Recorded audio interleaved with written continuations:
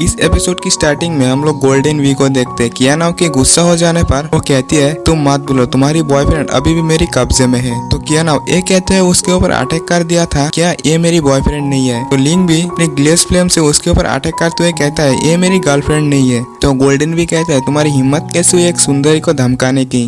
कियाना वो golden we के ऊपर अटैक करते हुए कहता है तू अपने आप को सुंदरी कहता है, तू तो एक नंबर का चुड़ैल है। तो गोल्डन वी उसके अटैक को डिस्ट्रॉय करते एकदम से कियाना के पीछे आ गया था और वो उसके ऊपर अटैक कर देती है। इससे पहले कि ये अटैक उसे लगता फायर स्पिरिट बट उस अटैक को डिस्ट्रॉय कर दिया, लेकिन अभी भी 2 अटैक बचा था। वो अटैक कियाना की ओर आगे बढ़ा था, लेकिन वहीं पे लिंग आ जाता है और वो उस अटैक को रोक दिया था। वो कियाना से कहता है तुम दोनों अंदर जाओ और ट्रेजर्स की तलाश करो। कियाना कहती है लेकिन लिंग कहता है मेरी टेंशन करने की जरूरत नहीं, मैं इसे संभाल सकती हूँ। ये बूढ़ा सुअर जानबूझकर यह रोक रहा है, यकीनन अंदर कोई रेयर आइटम होना चाहिए, इसलिए जल्दी जल्दी जाओ। अगर देर हो गई और ये अब तुम्हारी हाथों से निकल गया तो। और फिर कियाना और फायर स्पिरिट बर्ड एक पोर्टल के थ्रू उस रूम के अंदर चला गया था और फिर लिंग उस गोल्डन वी से फाइट करने के लिए अपने गोल्डन रिव्यूज को भी एक्टिवेट कर लिया। और फिर वो गोल्डन वी लिंग के ऊपर कई सारे अटैक करती है। लिंग उसके अटैक को रोकने के लिए अपने मीथियोर पंच का भी यूज कर रहा था। उसके बाद लिंग उसके ऊपर अटैक करने के लिए बहुत ही स्पीड से उसकी ओर आगे बढ़ता है। तो ये देखते हैं गोल्डन वी अपनी किसी पावर को एक्टिवेट करते हुए उसके ऊपर अटैक कर दिया था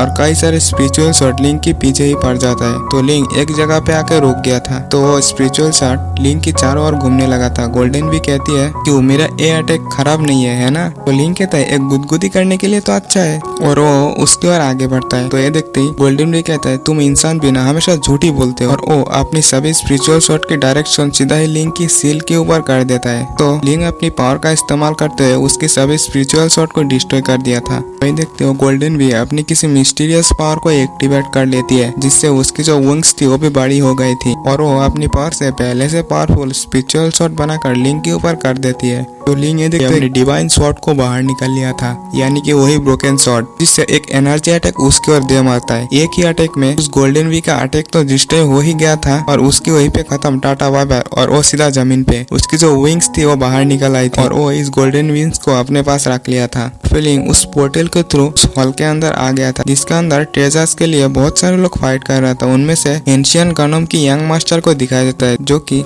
बिल्डिंग स्टेज पर था और फिर वो अपनी शॉट से एक पावरफुल अटैक बनाकर जमीन पे मारता है, जिसकी एनर्जी से जो नॉर्मल वॉरियर्स थे तो घायल हो गया था और सभी वॉरियर्स पीछे चला गया था। और फिर लिंग की नजर कियाना के ऊपर पड़ता है, जो कि फाइट कर रहे थे और वो एक ट्रेजर को हासिल करने ही वाली थी, लेकिन कुछ लोग उसके ऊपर पीछे से अटैक कर दिया था, तो वो उन लोगों के साथ फाइट करने लगी थी। तो ये देखते लिंग कहता है ऐसा लगता है कि इस अमीर लड़की को कोई मदद की जरूरत नहीं है। और फिर हम लोग फायर स्पिरिट बर्ड को देखते हैं, जो कि 1% की अटैक से हिट होकर सीधा ही लिंग के पास आकर गिरता है और फिर उसकी नजर लिंग के ऊपर पड़ता है, भाई आप। और फिर लिंग उसकी पीठ के ऊपर चढ़ते हुए कहता है ये अमीर लड़की खुद की बचत अपने आप से कर सकता है, आइए हम दोनों एक साथ मिलकर इस एनिमल स्किन को हासिल करते हैं। चलो हम लोग इसके अंदर से चोरी छुपे गुजरते हैं। तो फायर स्पिरिट बर्ड भी ऐसा ही करता है और फिर लिंग और फायर बर्ड प्लान बनाता है कि फायर बर्ड की ध्यान भटकाएगा और लिंग उस एनिमल स्किल को हासिल कर लेगा और वो लोग यहाँ से बाहर भी निकल जाएगा। तो एकदम से फायर बर्ड रुकते हुए कहता है क्या आप उनका ध्यान क्यों नहीं भटकाते? तो लिंग कहता है नहीं मैं ऐसा नहीं कर सकता, मैं तो एक तुच्छ सा इंसान हूँ, अगर मैं वहाँ पहुँच गया तो उन्हें कोई फर्क भी नहीं पड़ेगा, लेकिन तुम्हारे जैसा डिवाइन बर्ड को देखकर उनकी ध्यान तुम्हारी ओर आकर्षित हो सकता है। तो फायर बर्ड कहता है लगता है तुम्हारी बात सही है।